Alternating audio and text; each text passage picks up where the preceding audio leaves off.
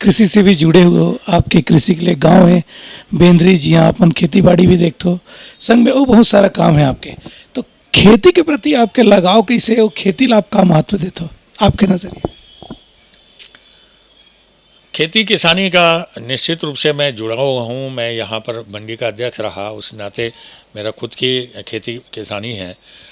खेती किसानी में यह देखा गया, मैं जब मंडी का अध्यक्ष था उस समय 2003 में या 2002 में जोगी जी की सरकार थी, और उस समय जो है किसान जो है काफ़ी परेशान थे। अकाल पड़ गया था। अकाल में फिर मैंने ये तय किया कि क्षेत्र के किसानों ने मुझे इंडिपेंडेंट जितवाया है, मेरा ये दायित्व बनता है कि मैं इस क्षेत्र में उनके कम से कम जो है मैं उन्हें कुछ दे नहीं सकता, मगर उनके बीच में जाके उनके दिल का दर्द को हल्का कर सकता हूँ। उनकी बातों को सुन के कुछ दर्द को कम करने का प्रयास करता हूँ, उनकी समस्याओं को सुनने। मैंने 9 दिन की पदयात्रा मेरे मंडी क्षेत्र की किया, और 9 दिन की पदयात्रा में हम 10 लोग चले थे, हमारे साथी लोग, मगर उसके बाद जब उसका समापन हुआ तो 1000 लोग किसान साथ में चलते थे। और गांव-गांव में, जिस गांव में शाम होती थी वहीं पर रात को रुकना होता था, वहीं भोजन होता था, और 9 दिन लगातार। तीसरे दिन से भगवान की कृपा रही कि तीसरे दिन से मुझे बरसते पानी पे चलना पड़ा, और लगातार 6 दिन बारिश होती रही कंटिन्यू। तो लोगों का ये कहना हुआ कि अब जब बारिश नहीं होगी तो आपको पदयात्रा करनी पड़ेगी, ताकि यहाँ पर पानी गिरे। किसानों की हालत बेहाल थी। मैं सिलियारी पहुँचा हूँ 15 अगस्त 2002 को। सिलियारी में मुझे वहाँ सोसाइटी हमारी जो वो है सहकारिता समिति, वहाँ के लोग आए, मुझे बोले कि भैया आप आए हैं आज, तो आज 15 अगस्त है, आप यहाँ पर झंडा फहराएं। तो मैंने झंडा फहराने के लिए मैं जब वहाँ गया, किसानों की बातों को सुना, तो किसान कहने लगे भैया हम तो बर्बाद हो गए, हमारा जो है खेती किसानी सूख गई, लिया हुआ कर्जा जिससे हमने खाद बीज लिया वो भी समाप्त हो गया। और आज ऐसी स्थिति है कि उस समय तत्कालीन समय में जिला सहकारी बैंक और कांग्रेस के लोगों के द्वारा वहाँ झंडा, लाल झंडा लगाकर उसकी खेती किसानी को नीलाम कर दिया जाता था। बैलगाड़ी और बैलों तक को नीलाम कर दिया जाता था, और सोसाइटियों में 15% ब्याज दर दिया जाता था। तो मैंने कहा कि निश्चित रूप से आप लोगों की बात को आगे भविष्य सरकार के पास रखेंगे।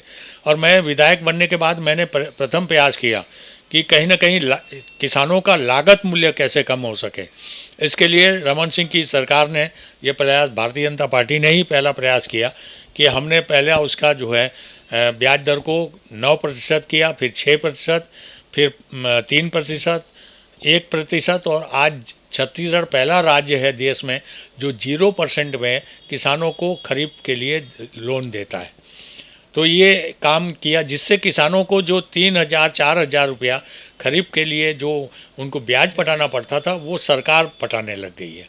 रमन सिंह की सरकार ने लागत मूल्य कम करने के लिए सरकार से ये प्रथम प्रयास किया, जो मैंने पदयात्रा में उनके द्वारा जो जाना था उनकी परेशानियों को। तो ये धीरे धीरे करके हमने काम ये प्रारंभ किया। खेती किसानी में भी भारतीय जनता पार्टी की सरकार में अनेक काम हुए यहाँ पर, चाहे किसी उपकरणों को हो।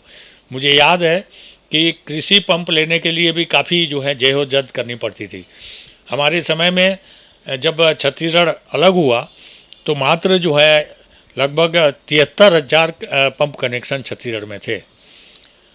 जोगी जी की सरकार में भी जो छूटने के बाद 73,000 पंप कनेक्शन से कनेक्शन आगे नहीं बढ़े। रमन सिंह की सरकार ने 15 साल में वो 73,000 को लगातार पंप के लिए सब्सिडी देना, कनेक्शन के लिए सब्सिडी देना, और पर जो है एचपी के हिसाब से फिक्स जो है करके उनकी लागत मूल्य को, बिल को कम करने का प्रयास किया, जिसमें रमन सिंह की सरकार जाने के तक 4,75,000 पंप के कनेक्शन हमारी सरकार ने दिए गए टोटल। तो ये 4 लाख पंप कनेक्शन 15 वर्षों में किसानों को दिया, और उनका बिजली बिल भी 100 रुपया पर एचपी के हिसाब से।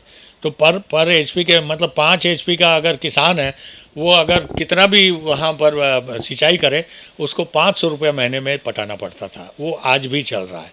तो लागत मूल्य कहीं ना कहीं दूसरी भी कम करने का प्रयास हमने बिजली के माध्यम से किया। हम चाहते थे कि किसान कहीं ना कहीं से लाभान्वित हो सके।